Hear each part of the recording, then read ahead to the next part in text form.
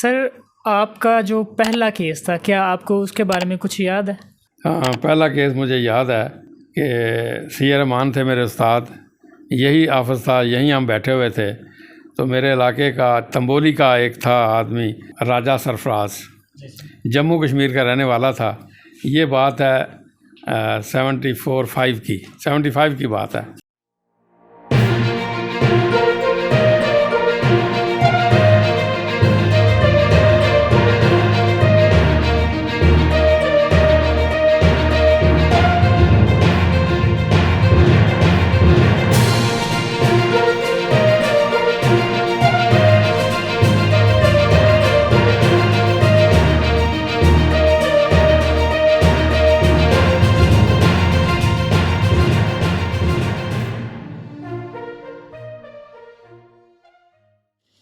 بسم اللہ الرحمن الرحیم۔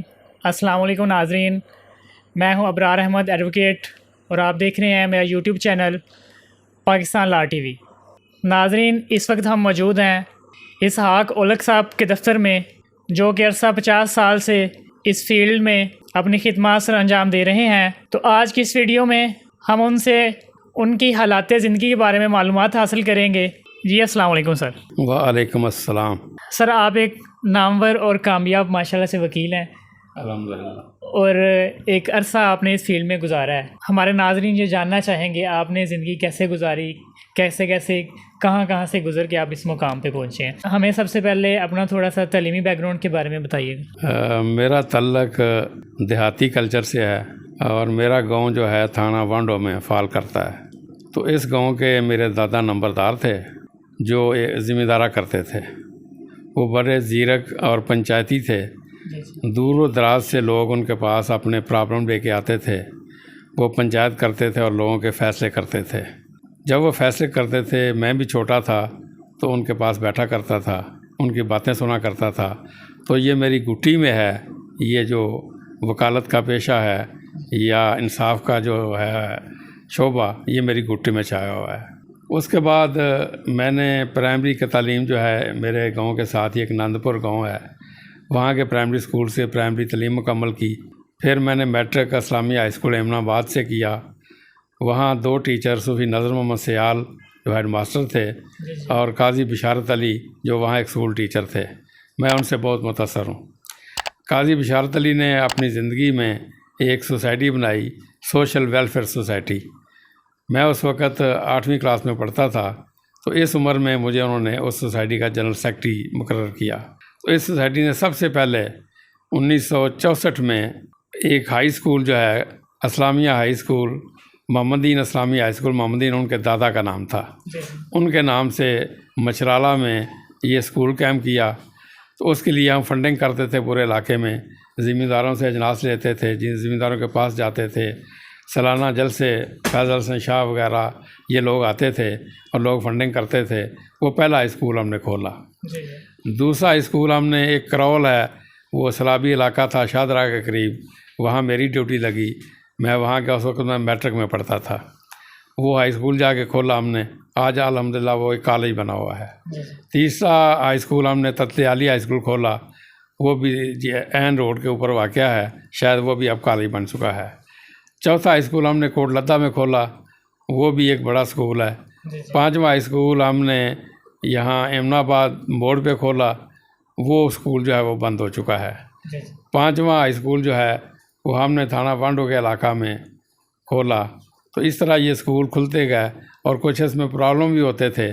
تو اس سلسلہ میں میں ضلع کچہری آیا کرتا تھا، تو وکیلوں سے مشورہ کیا کرتا تھا، تو مجھے یہ شوق پیدا ہوا کہ میں نے بھی ایک وکیل بننا ہے۔ تو اس میں میری خاندانی فیملی گٹی تھی میرے جسم و جان میں، اور یہ قاضی بشارت علی کی سوسائٹی جو ہے جس کا میں ایک سرکردہ رکن تھا، تو اس میں بہت سے دوست ہیں جن کی خدمات ہیں، تو اس وجہ سے میں اس پیشے کی طرف راغب ہوا۔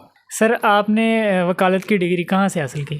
میں نے جیسا کہ آپ کو بتایا کہ پرائمری اسکول نندپور سے کی، ہائی میٹرک میں نے امن آباد ہائی اسکول سے کی، اور گریجویشن میں نے گورنمنٹ ڈگری کالج گوجرانوالا سے کی، اور اس کے بعد LL کی ڈگری میں نے پنجاب یونیورسٹی سے حاصل کی، اور اس کے ساتھ پھر میں نے LLM کیا اس کے لیبر لاز میں ڈپلومہ کیا، یہ بھی 5 یونیورسٹی سے حاصل کیا، اور 73 میں نے پریکٹس شروع کی۔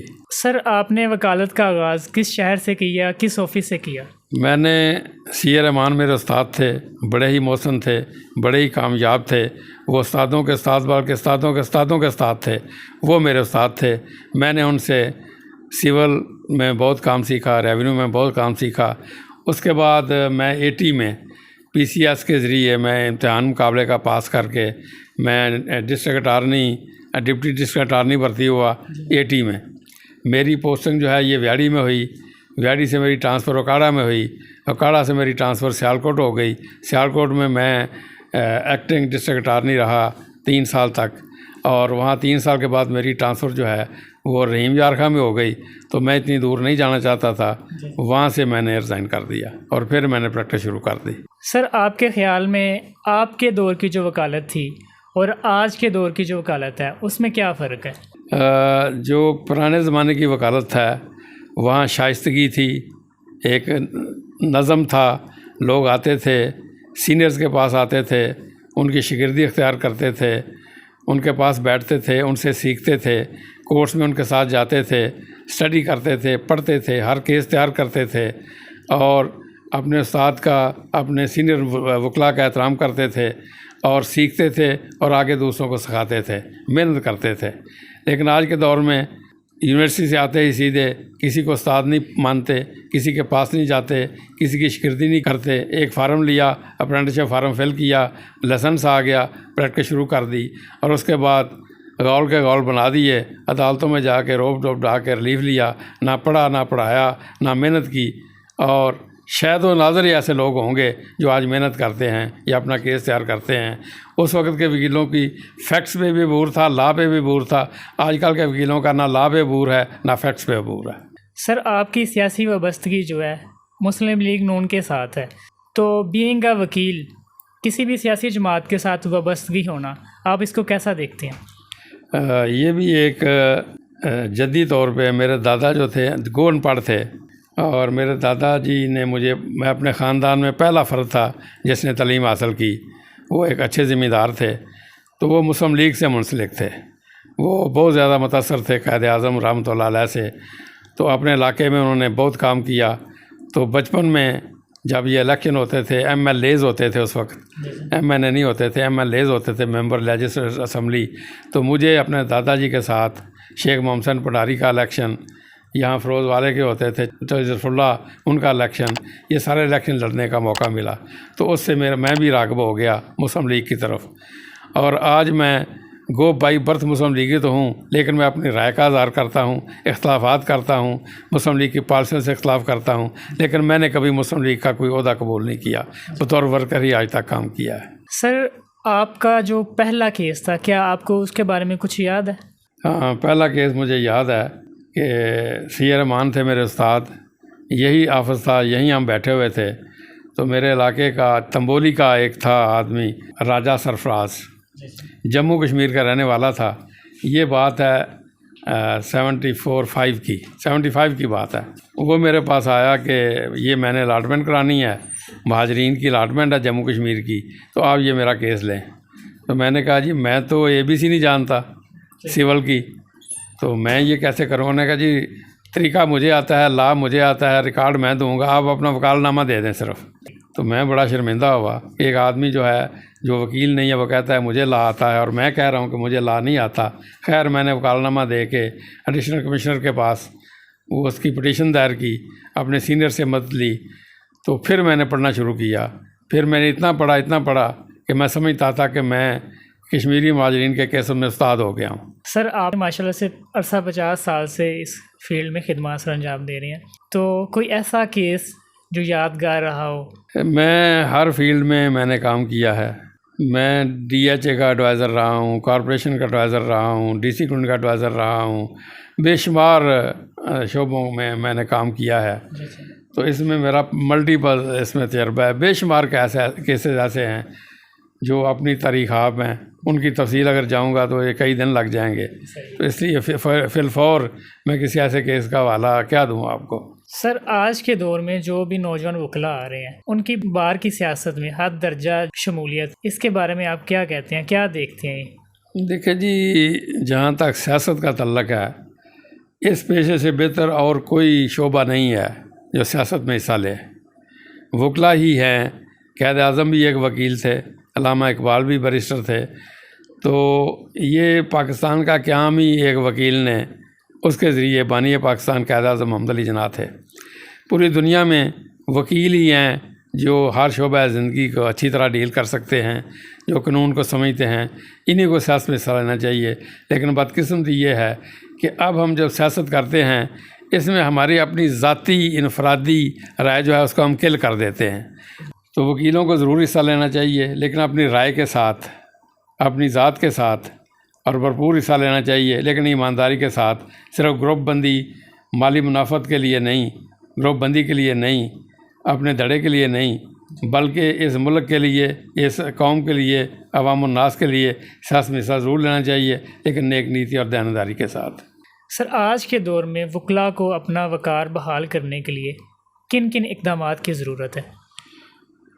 اس میں ایک وکلاء میں ایک تنظیم آنی چاہیے، جو بار کا مقصد ہے اس مقصد کو حاصل کرنا چاہیے۔ اب بار جو ہے اس کے مقاصد جو ہیں وکلاء کی فلاح و بہبود نہیں رہا، بار کے مقاصد جو ہیں وکلاء کی ترقی ترویج نہیں رہا۔ بار کے مقاصد یہ ہو گئے ہیں کہ ہم گروپ بناتے ہیں، نارکاٹکس گروپ، معذرت کے ساتھ عرض کروں گا، ہم قبضہ گروپ بناتے ہیں، کار لفٹنگ گروپ بناتے ہیں، ہم طرح طرح کے جرائم میں ملوث ہیں۔ ہم وہ کام نہیں کرتے جو ایک بار کو کرنے چاہیے۔ سب سے پہلے ہمیں اپنے کلائنٹ کے ساتھ نیک نیتی سے، ایمانداری سے پیش آنا چاہیے، اس کی عزت کرنی چاہیے، اس کے ساتھ فراڈ نہیں کرنا چاہیے۔ اس کا کیس اگر بنتا ہے تو اس کو مشورہ دینا چاہیے کہ آپ کا کیس بنتا ہے۔ اگر وہ مدعا علیہ ہے، مشورہ دینا چاہیے کہ آپ صلح کر لیں، راضی نامہ کر لیں، آپ کے پلے کچھ نہیں ہے، لیکن ہم صحیح مشورہ نہیں دیتے۔ ہمیں ٹھیک مشورہ دینا چاہیے، ہمیں اسٹڈی کرنی چاہیے، جو بھی کیس لا ہے ہر روز جو رسالے آتے ہیں وہ پڑھنے چاہیے، فیکٹس پہ ہمیں عبور ہونا چاہیے۔ جو بھی ہمارے پاس کیس آتا ہے اس کو پوری طرح اس کی بات سننی چاہیے کلائنٹ کی، اور ان فیکٹس پہ کتابیں گنگالنی چاہیے۔ سب سے بڑی بات یہ ہے کہ ہر کیس میں ہمیں اپنے استاد سے نہیں، بلکہ جتنے بھی سینئر لوگ ہیں، بلکہ جونیئر لوگ جو محنت کرتے ہیں، ان سے بھی کیس کرتے وقت مشورہ کر لینا چاہیے، اور پوری تیاری کے ساتھ کیس کرنا چاہیے۔ ہم یہ تیاری نہیں کرتے۔ سر ماشاءاللہ سے آپ کے بیٹے خالد اسحاق صاحب جو کہ پچھلے دنوں میں ایڈوکیٹ جنرل پنجاب ہوئے ہیں، سب سے پہلے تو آپ کو بہت بہت مبارک ہو ان کے بارے میں تھوڑا سا بتائیں کہ وہ کس طرح کے ہیں، ان کا تھوڑا سا لائف سٹائل ہمیں بتا دیں۔ ماشاءاللہ سے اتنی کم ایج میں اتنے بڑے مقام پہ پہنچ جانا کیسے پاسبل ہوا ان کے لیے؟ وہ ایک بڑے آکر بچہ تھا، ہمیشہ وہ سیکنڈ کلاس میں اس نے میٹرک کیا، سیکنڈ کلاس میں اس نے ایف اے کیا۔ اس کے بعد اتفاق ایسا ہوا، مجھے نہیں پتا تھا کہ ایف اے کے بیس پہ اسلامک یونیورسٹی میں داخلہ ملتا ہے۔ میرے ایک جونیئر تھے احمد مجاہد شیر دل چیمہ، آج کل سیشن جج ہیں، انہوں نے بتایا کہ ایف اے کے بیس پہ اسلامک یونیورسٹی میں اگر سیکنڈ ڈویژن کو بندہ ہو تو داخلہ مل جاتا ہے۔ الحمدللہ اسے داخلہ مل گیا۔ وہاں داخلہ ملنے کے بعد پھر اس نے بہت محنت کی، اس نے ہر سیمسٹر میں ہائی کلاس نمبر لیے، وہاں اس نے ڈبیٹنگ سوسائٹی جا کے بنائی، وہاں اس نے جا کے بلڈ ڈونر سوسائٹی بنائی، وہ وہاں اپنی یونیورسٹی میں بہت پاپولر ہو گیا۔ یونیورسٹی میں طلباء کے ساتھ، یونیورسٹی میں اساتذہ کے ساتھ اس کا بڑا ریلیشن ہو گیا۔ وہ غریب بچوں کو، چونکہ وہ افورڈ کرتا تھا، وہ فیس دیتا تھا، کتابیں لے کے دیتا تھا، اور میں بھی اس کو اپریشیٹ کرتا تھا۔ اور اس نے وہاں محنت کی۔ محنت کرنے کے بعد جب جو وہاں آیا تو ایک دن میں ایک مرڈر کیس کر رہا تھا، صبح 11 سے لے کے شام کے 5 بجے تک میں اس پہ اجرا کرتا رہا۔ تھک گیا، شام کو مجھے دبا رہا تھا، مجھے کہنے لگا بابا کتنی فیس لی ہے؟ میں نے اس وقت بتایا کہ یہ ایک بڑا کیس ہے، میں نے 40,000 فیس لی ہے، اور میں سمجھتا کہ فیس بہت ہے، لیکن اس نے کہا کہ یہ تو میں نہیں کروں گا کیس، اتنی محنت اور اتنی تھوڑی فیس۔ میں نے غصے میں کہا کہ جاؤ چاچا کے پاس کافی زمین ہے، جا کے کاشتکاری کرو، آپ نے وکالت کیا کرنی ہے جب محنت نہیں کرنی؟ وکالت کرنی ہے تو محنت کرنا پڑے گی۔ پھر اس نے کہا کہ میں لاہور جانا چاہتا ہوں، وہ لاہور چلا گیا، وہاں جا کے وہ سیٹل ہو گیا اپنے چاچا کے پاس۔ پھر وہاں سے اس نے محنت شروع کی۔ محنت شروع ہونے کے بعد اتفاق ایسا ہوا کہ آصف جو کریکٹر ہے اس کا کیس اس کے پاس آیا. وہ کیس جو ہے انڈیا میں تھا، وہ انڈیا میں جانے ہی والا تھا کہ اس دن وہاں بلاسٹ ہو گیا ہوٹل میں. پھر وہ کیس لندن چلا گیا. تو یہ ایک لمبی سٹوری ہے. الحمدللہ وہ LLM کر کے آیا لندن سے، یونیورسٹی کالج آف لندن سے. یہاں آ کے وہ اتنی محنت کرتا ہے کہ کوئی ایسا رسالہ نہیں ہوتا جو ایک مہینے میں پڑھ نہیں چھوڑتا. اور خدا کا شکر یہ ہے کہ وہ 2 نمبری نہیں کرتا، نہ پسند کرتا ہے. خدا کا شکر یہ ہے کہ وہ فراڈ نہیں کرتا، کلائنٹ کی تسلی کرتا ہے. خدا کا شکر یہ ہے کہ وہ سوچ بھی نہیں سکتا، اس کی گٹی میں نہیں ہے کہ بددیانتی اور فراڈ کیا ہوتا ہے، یہ سوچ بھی نہیں سکتا. اب بھی جو ایڈوکیٹ جنرل بنا ہے یہ وہ اپنی خواہش پہ نہیں بنا. اسے 2 بار کہا گیا، پہلی دفعہ اس نے انکار کر گیا، اب دوسری دفعہ بھی اس نے انکار کر دیا. میں نے کہا، اس کے فادر ان لا نے کہا، اس کے دوستوں نے کہا کہ آپ کی پروفائل بن جائے گی. تو وہ ایڈوکیٹ جنرل الحمدللہ بن گیا، اور وہ وہاں ایڈوکیٹ جنرل کے طور پہ اپنا جو سٹیٹس ہے، اپنا جو مقام ہے، وہ دنیا کو ظاہر کر رہا ہے. جی ناظرین، یہ تھے اسحاق اولک صاحب جو ہمیں اپنی زندگی کے قیمتی لمحات سے آگاہ کر رہے تھے. ان سے بات کر کے اور ان کے حالات زندگی جان کر مجھے بے حد خوشی ہوئی ہے. امید کرتا ہوں آج کی ویڈیو آپ کے لیے بھی بہت انفارمیٹیو ہوگی. مزید اس طرح کی ویڈیوز دیکھنے کے لیے ہمارے چینل کو سبسکرائب کریں. ملتے ہیں نیکسٹ ویڈیو میں. اللہ حافظ.